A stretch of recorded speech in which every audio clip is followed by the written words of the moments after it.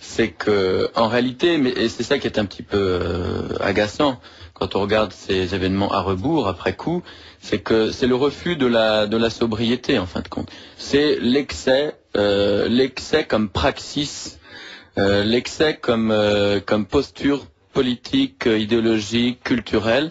Et ça va à l'encontre de ce qu'a certainement apporté pour une bonne part l'héritage judéo-chrétien et hellénique, à savoir la mesure, la sobriété. C'est la bourgeoisie qui rompt aussi avec sa culture catholique. Hein. Alors qu'on sait bien depuis, on le sait depuis même d'une certaine manière les présocratiques, on le sait depuis l'ancienne alliance et on le sait a fortiori depuis la révélation chrétienne, et bien sûr il faudra également parler des antiques et des post-socratiques, in medio stat virtus, c'est-à-dire que c'est le refus de ce qui est pondéré, de ce qui est assez raisonnable, de ce qui est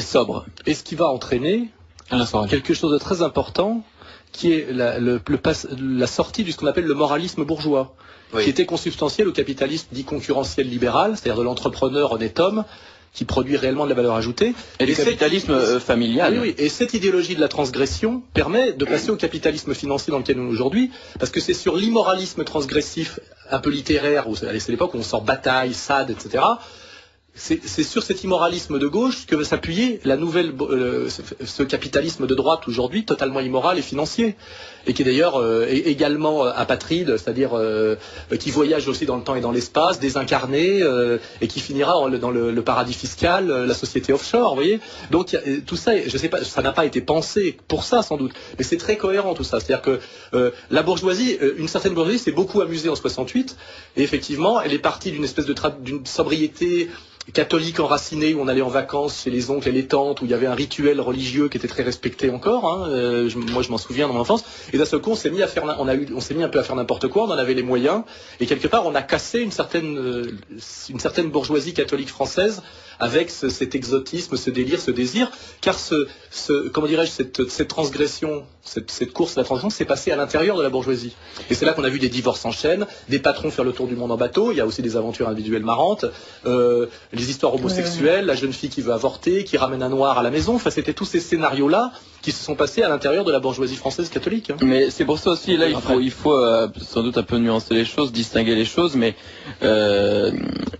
c'est pourquoi moi je souscris absolument pas à la nouvelle pensée unique antilibérale qui est en train d'émerger, parce que bien souvent elle s'appuie aussi sur certaines réactions qui ont eu lieu pendant mai 68, à savoir nous ne voulons plus du capitalisme de papa, le capitalisme familial, paternel, nous ne voulons plus de Guizot. Moi je suis atterré quand je vois le télescopage des discours anti-mai 68 et le télescopage des discours anti-capitalisme du 19e siècle. Je fais ici référence au livre de Sébastien Lapac, au dernier livre de Sébastien Lapac, que je trouve complètement incohérent au plan intellectuel. On ne peut pas à la fois dénoncer mai 68, dénoncer cette grande évacuation du capitalisme familial, sobre, producteur de richesse pour tout le monde, la nation, les ouvriers, les patrons eux-mêmes bien sûr, mais aussi pour les ouvriers, et donc dénoncer cette grande évacuation de la sobriété capitaliste, et en même temps dénoncer ceux qui ont été les pères d'un capitalisme raisonnable, familial, enraciné, c'est-à-dire ceux du 19e siècle, Guizot, etc. Si je peux me permettre l'arnaque, comme souvent, c'est que les 68 arts ont prétendu liquider le capitalisme à la papa au nom de la révolution marxiste-léniniste. Et en réalité, ils ont liquidé le capitalisme à la papa pour le capitalisme financier transnational. C'est ce qui s'est passé historiquement. Et ils y sont aujourd'hui. Il faut toujours des bonnes raisons pour liquider quelque chose. Et l'énorme arnaque de 68, c'est ça, c'est que c'est des gens qui se prétendaient à la gauche du PC, plus révolutionnaires, c'est les Mao, les Mao Spontex, la GP, tout ce qu'on voulait, qui reprochaient en fait à la gauche de ne pas être assez marxiste et qui finalement ont amené le néolibéralisme mondialisé et qui en sont aujourd'hui d'ailleurs les chantres et les plus grands défenseurs, qui sont finalement terminés dans la pub, au CCA, dans la fausse sociologie, et qui ont mis en place tout le capitalisme financier et la consommation dite transgressive. Hein. Donc il y a eu une énorme arnaque parce que finalement ce capitalisme à la papa n'a pas perdu pour qu'on arrive à l'autogestion ouvrière. Parce que le seul qui a proposé l'autogestion à un moment donné, c'est De Gaulle avec son référendum qui proposait la participation, qui était quelque chose qui a limite la seule proposition qui ressemblait un peu aux soviets. Il a été viré, et avec lui le capitalisme à la papa pour arriver à là où on en est aujourd'hui, c'est-à-dire à Sarkozy. Merci pour l'émission passionnante. Pensez-vous que mai 68 a été manigancé par les mondialistes?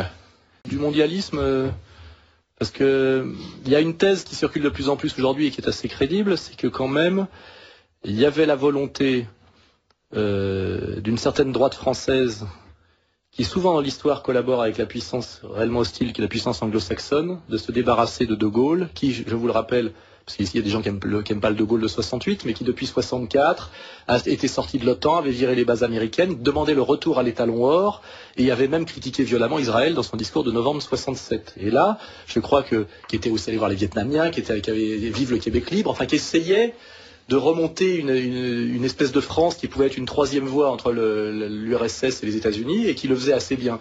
Et je crois qu'il y a aussi je crois qu'on ne peut pas comprendre mai 68 et l'incroyable liberté de nuisance qui a été laissée, notamment à Cohn-Bendit, sans des complicités très fortes à l'intérieur d'une certaine bourgeoisie installée, enfin je veux dire de gens très haut placés, qui se sont servis en fait de ça pour déstabiliser De Gaulle. Et d'ailleurs, De Gaulle finalement a été sorti par mai 68.